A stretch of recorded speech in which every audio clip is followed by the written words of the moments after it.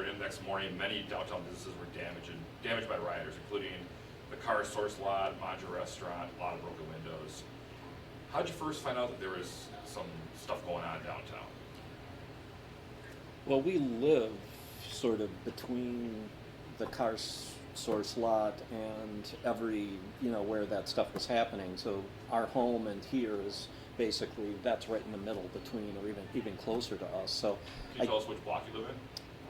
we live on the 67th block of 7th Avenue, so right across from the Green Ridge Cemetery on the 7th Avenue side. So really, there's just that green space in between us and a lot of it. And I think we heard shots.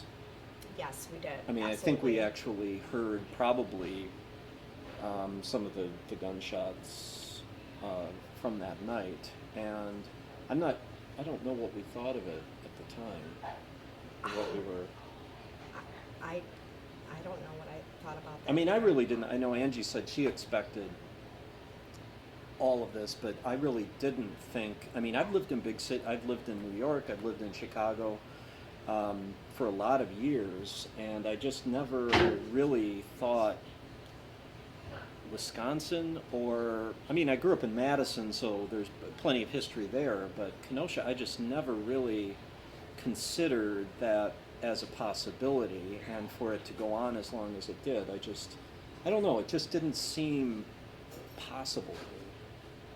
Yeah, it didn't. It really is all a haze. That time, it was just so unreal. It just really was. And immediately, for my information, I went online, and there was a local gentleman that was doing a live, so I saw it through that. Well, Corey, we casted it to our TV, and we're basically sitting in the living room watching. Or in the bar room or here, in the bar room yeah. Here, yeah. So it was. It was unbelievable to be a block or two away and watching it on TV. It was. Just, yeah. It was sad. It was. That's not even the right word for it. But it goes to show you why media is important. I mean, why it would be nice to have a local news station and a newspaper with a bigger staff and things like that. I mean, I'm really happy that we had what we had, but it'd be nice to have more. By the way, the gunshots that you heard, I believe they're actually the cars blowing up in the car source lot. Oh, it could be. That's what, like, the gas tanks were hidden in. Oh. I was at home hearing that those explosions coming out of there, and that's. Oh, okay. So I'm pretty sure. Huh. Yeah. Definitely could be. Yeah. Yeah. All right. During that first night, on Sunday night, during that first night, you saw things going on downtown. Were you worried about your business at all? Did you take any precautions? We were very worried about our business. We were worried about our house, our family, our friends. We were worried about all of the other businesses downtown, and it was devastating. But we did. We put up boards, and luckily we had. Well, our state representative, Todd Onstead, came by with a few others, and they asked, are you interested in having your boards up? He was out, I think, with some city officials, and they were going business to business, offering to come by with a crew. The city provided the boards, and they put them up. So we jumped at that. Yeah, we did. Yeah. So then the next day, then, Monday? Yeah. Okay. Yeah. All right, so let's bring us right into Monday then. Many people came to the downtown area to help clean up and stuff like that. Did you have any experiences with this? Did you go down there at all? Did you check everything out or anything? Yes, we drove through the downtown. The downtown was set, but we had to be involved. We actually helped uptown, but there were so many people that helped, and it was really amazing how the community got together and got things back together, or not back together, but cleaned up. Yeah. And there were an incredible number of tourists too. I mean, just people kind of gawking and that. I remember that going through downtown, and it was, I mean, out-of-state license plates, just kind of checking stuff out. Yeah, 'cause you had to take towards that way to get to your, Yeah. to your work area. Yeah. Exactly. So It was we just drove past our it. drive home or our drive here. Uh-huh. Yeah. So that Monday evening, you guys had to close early for the curfew. Yes. Were you open at all that day? We were open on Monday Until curfew. until curfew. Well, we had some staff that worked a half an hour, 45 minutes away, and so we closed an hour before curfew. Yes. I think it was. Mhm. Yeah, yeah. But it was very, very strange because the boards are up on all the windows and we're open, and there's no light coming in from the outside, so it felt really weird Eerie. in the bar. Yeah. And I think we made the decision after that to take the boards down During every the day, morning. yeah. So I would come in at 8 o'clock in the morning, take all the boards in the front and, Yeah. and whatnot down, so there'd be some natural light. And then when the bartenders closed or for curfew, we'd go back out and put them up again. Mhm. They Yeah. did. And it was amazing how many customers, even for curbside pickup, they would come by just to say, hey, how you doing? Or is everybody okay? Get their food, and that was very nice. Mhm. What were your plans for that Monday night? Did you go back home? Were you gonna go stay somewhere else? Were you worried about things continuing? We were very worried about things continuing, and we did stay home. We were here and home, and We stayed here late. yeah, Because there were conflicting reports about more demonstrations and whatever was going to happen. And I think that night, we stayed here till 12 o'clock, maybe 4 or 5 hours after we were closed. And, yes, right? yes. Yeah. And I think we brought our dogs here We too. did bring our brought dogs sort of here. I everyone, just because we didn't want them to, Yeah. be in a house fire or something, or, depending on what happened. Yeah. So. All right, so moving on to Tuesday. Now, Monday night was when the fire spread west, and the fires were going to be on furniture, the probation office, Danish Brotherhood, camera shop. So Tuesday, the firefighters are still putting out the fires. The city's in rough shape. Did you have any damage to your business? We did not have any damage at all, thankfully.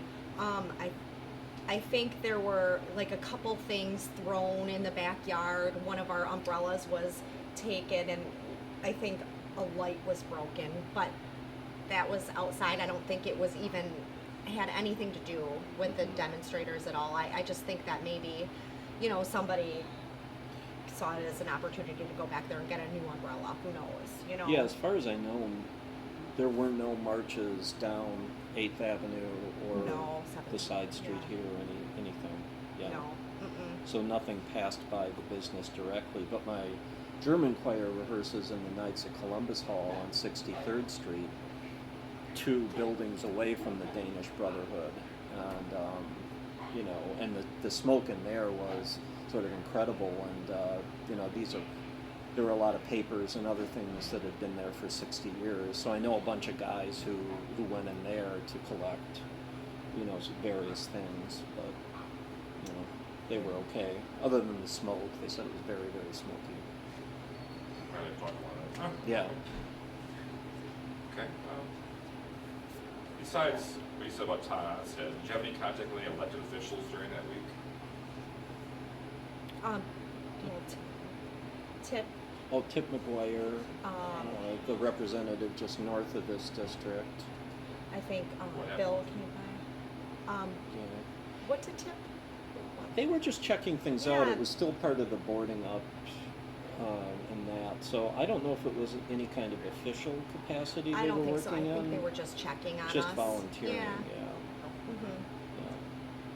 Did you have any contact with any protesters during this week? Just our staff. I Yeah. mean, I can remember 3 or 4 of our staff who were engaging in the protests. And I remember one got shot by a rubber bullet and had a sort of a bruise like that, I remember. And then one was kind of working as a medic or helping? He was helping out as a medic, and he was there when Anthony Huber and the other. when the guy got shot Yeah. in his arm, and he saw that, and he was pretty damaged from that. That was pretty Traumatic, yeah, yeah. very traumatic for him. And Bobby, I think, rode around on his. And took pictures, but other than that, quite a few of our customers were engaged with the protesting, and quite a few of our employees were too. So that's how we were involved with that. Mm-hmm. Did you have any contact or experiences with any mainstream news media outlets this week? Any of the big networks stop in or anything? No. No, I don't think How about National Guard or anything like that? Have you ever talked to any of them? No. Okay. How about independent journalists or live streamers? Any of those guys? so. I have a vague memory of somebody coming in. Did Just some reporter from something or? somebody came in for a drink, but it wasn't a. Not to Yeah. ask us questions. No. Or, yeah. Okay, the night of Tuesday, August 25th, protests continue. A Kyle Rittenhouse involved in the shooting, left 2 people dead. When did you first hear or see about the Rittenhouse incident? I saw that via live stream. I saw that night when it happened live. Yeah, I remember the Anthony. Taking 2 steps or something. Clearly having been shot and just going down. I remember seeing that live. Yeah, we Were you both saw here that. or at home? We were here watching it on our. Yeah, it was on The the television. TVs, yeah. And I don't remember if that was Corey or that was CJ. I think I'm we not had sure. both of those We had them both going. streams up on 2 different TVs, and Mhm. yeah. What were your initial feelings when you saw it? That was that was very shocking because It was you weren't sure what was happening at that moment. Was it just? I actually thought that he was joking around a little bit. The way he was sort of stumbling like that, I didn't really know, and then it was clear. Oh, that's where the gunshot went, and he's Yeah. dead. That was very, very shocking.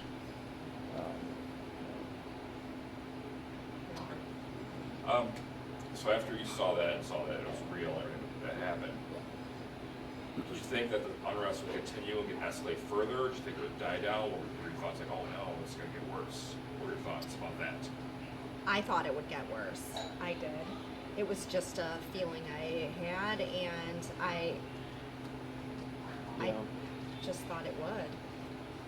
Yeah, I agree. At that point, you didn't know what was going to happen next because it really did seem that there wasn't really anything moving in the other direction to kind of stop it or help in any way. It was just, well, people are doing what they're doing, and I who saw knows no what'll end happen in sight. next. Yeah. I just didn't. All right, so Kenosha was in the national news a lot that week. How do you feel about the national media coverage of what happened in Kenosha?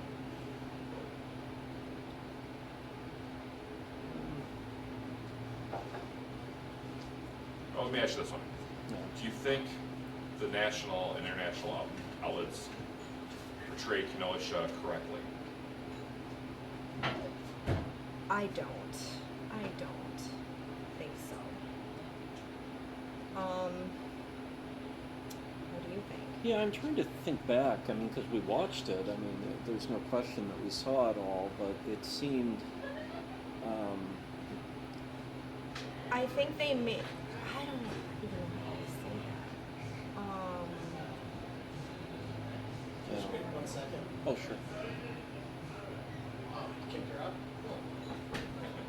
Okay, we'll keep going then. I think a lot of us were more watching Corey and those than Yeah. CNN and everything like that. It's just the problem with national news in general is just, they want a good picture, they want a good video, or whatever it is, and it's not really in depth. I did hear that they had crews in town, but it seemed a little bit twisted, some of the stuff that I seen. And I just was like, well, that's not true. I mean, I don't understand why they would, I did see some things. I can't remember exactly what it was, but I feel like quite a bit of it was twisted. So both President Trump and Joe Biden visited Kenosha to survey the aftermath. Did their visit affect your lives in any way? Did you go see either one of them? Or? No. No. I mean, I don't think anybody came here from. No, I don't think so either. No. When Trump visited the city, he promised $4 million, which would go to the city of Kenosha to assist in rebuilding. Did your business receive any of this money? No. I don't even know what happened with that. Neither do I. No idea. What's your opinions of the independent journalists and the live streamers who are in Kenosha? I think they're great, and I'm so grateful for them because, I mean, without them, we wouldn't have known what was going on, I mean, I relied a lot on that during the whole protests and, I mean, all of that. Yeah. I mean, even the stuff that wasn't really filled with events. I mean, I remember just watching like Corey go around on skateboard and he gave a real feel of what was happening street by street. So I was happy for that as much as I was happy for the big events.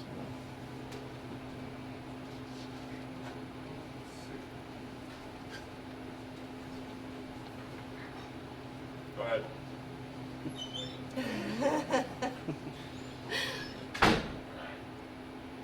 So in the weeks after the events in August 2020, how did your business change at all? Did you adapt anything? I know there was a curfew there for a little while, but Yeah, we were continually adapting throughout all of this. I'm not sure. It's just kind of a blur, really, because there was just so much to adapt to, and the timelines are really messed up because it just was all it's all blurred together. But we certainly had to adapt. What did we do? I can't quite remember. Well, more of the adapting, I think, was because of COVID. Still, I mean, we had to, because at this time, I think we were allowed to have people indoors again. I'm not sure what the timeline was on that, but then there were capacity limits, and there was a certain amount of friction with, requiring masks, capacity limits, people feeling uncomfortable sitting too close to other folks, and so we had to take stools out. We took tables out. This number of tables just returned maybe a month ago, or two, so we basically just got back, Yeah. from those low levels. But in terms of the violence and the protesting, there was the curfew. They had that for a week there, right? yeah, I mean, we had to shut, close. but- I do believe we shut down one full day during the protests. I think that was after the worst day. That's when we helped out. Mhm. But I You say you helped out with. we went uptown and Okay, we gotcha. helped out, with cleaning. We donated paint and Yeah, I get it. Sometimes things get all blurry around there. It's almost like a movie about it. Yeah. Yeah. Right. All right. Where are we here? Okay. Do you see any really prominent examples of good citizenship in August 2020 by people you particularly remember? there was an overwhelming amount of that, but I can't remember off the top of my head. Can you? I mean, among businesses in particular, I think there was, because a lot of ideas of competition that you might have with another business, I mean, that stuff all just went out the window.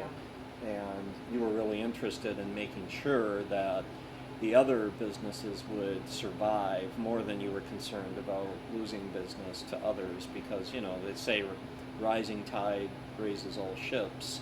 And so if too many things go under, and we were hearing about that, you know, that places were just going to close and not open back up, I mean, it's that then becomes really hard to recover from.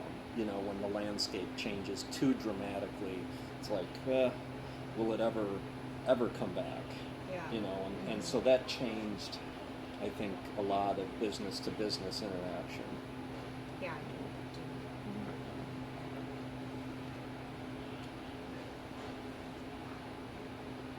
Looking back on everything that unfolded in Kenosha in 2020, how do you feel about it now? A couple years later. Excuse me. Feel free.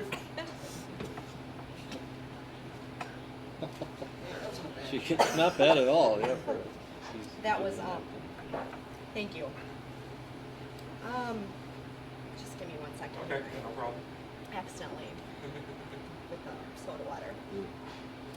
So you watch this 100 years. I just want to see that napkin toss. Yeah. All right, I'm good. Thank you. Okay, what was the question? Looking back on Kenosha 2020, how do you feel about it now and everything that unfolded? Yes. Do you feel any different about the city of Kenosha now than before? I do. I feel closer as a community, I think. I really believe that made a lot of people closer. I mean, you know, I think. Yeah, I mean, I mean, I see it sort of two ways. I see that, if I'm really cynical about it, I think that it helps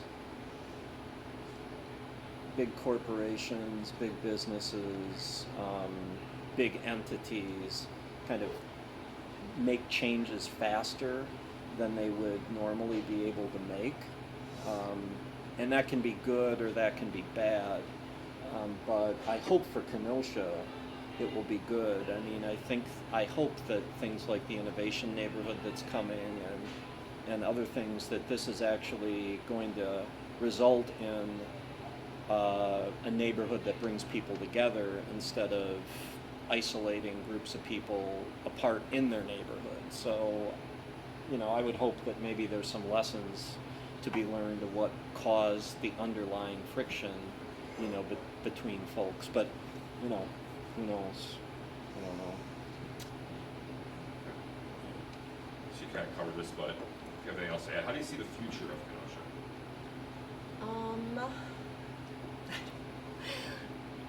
Well,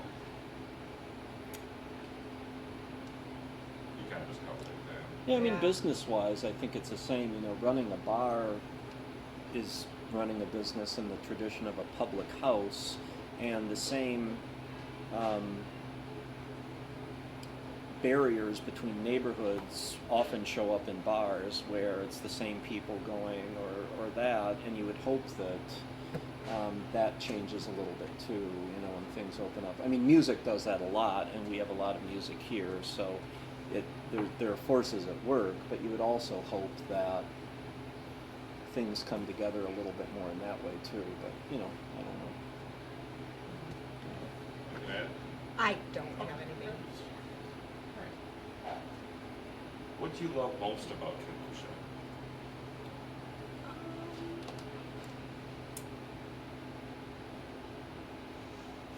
I love the lake. That's the lake in downtown. I grew up here and I love it, and I love the downtown area. And I don't think I would ever live anywhere else because it's just so beautiful and I don't know, so eclectic maybe, and the summer just will steal your heart. Nice. All I'm right. gonna need that napkin back. Is there anything I didn't ask you that you'd like to discuss about Kenosha in 2020? I don't think so. What about you? Is there anything? No. Okay. I don't think so. And then, do you own any photos or videos of 2020 you'd be willing to submit to this project? You know, we may. We Okay. may. You said you had it? Yeah. Yeah, I've got a photo of the day of shutdown. Okay. Yeah, and, something like and the probably whole some year, you know? videos actually. Okay. of that. Yes. We're covering the whole year, we're not just doing the unrest, we're doing the whole Right. thing. Yeah, Okay. we're trying to get a positive spin at the end of it. So, like, where we came from, where we went through. And Okay. We're even looking for just pictures of people having fun even before 2020, people like on the bars, like having a good time, things like that, we're looking to include it. Okay. And just kind of throw in, we need images, throw in, fill up time. with the Like show. even like our stuff from here, like our, employees having a good time with all their masks on or their gloves. Yeah, even before, okay. before and after. Okay. Because we're gonna have like a little beginning, we're gonna talk about how Kenosha is a city of this, blah, blah, blah, is a formal industrial city, this and that. And during that, we wanna show like images of Kenosha before 2020, just people out having fun, no masks, nothing like that. Yeah, Okay. you like, But then we also want other ones for throughout the narrative. Okay. Jill played this last week, and I really wanted to come. Maybe you had like pictures of like some of the live band stuff. Yeah. Okay. Yeah, we totally have Yeah, we'd a love bunch. to include that stuff. So. Yeah. Yeah. Okay. Promote Kenosha, promote, Okay. Mhm. All right, great, that does it. Thank you. Perfect, thank you. Thank you, Jeff.